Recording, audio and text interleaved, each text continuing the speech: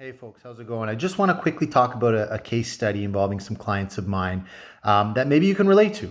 So they're a young family. They've got small kids that are getting older, getting bigger, and they're looking to move out of their current home, which is a little bit small for them, and into something larger, something nicer, something that better represents their forever home that they can stay in for a while and that their kids can grow up in. And so it's not so much an issue with the type of home that they're looking for. We've got that nailed down, and that's not a problem. But in a lot of cases, and it is the case with this family, it's the intangibles about where you're moving to, about the neighborhood that you're moving to, things that don't show up on the listing, right? Things like, what are the neighbors like?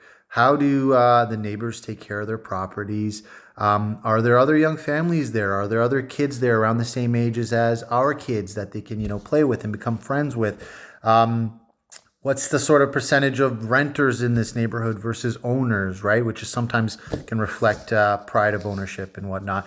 What's the makeup of the community here, age-wise? Is it a lot of sort of empty nester older folks? Or is it younger folks around the same age as us with kids our age? All those sorts of things that I call neighborhood intangibles that, again, not obvious, doesn't show up on a listing. And sometimes you just kind of go in blind and you kind of take your chances and then, you meet the neighbors and you end up with what you end up with. But one of the things we've started to do here at Rosati Realty, and I like to call it our neighborhood IQ service, and it is what it sounds like, is we really try to develop some intelligence around the areas where our clients are looking and are interested in, and even down to specific streets.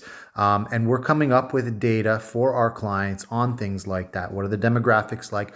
What is the percentage of owners versus renters?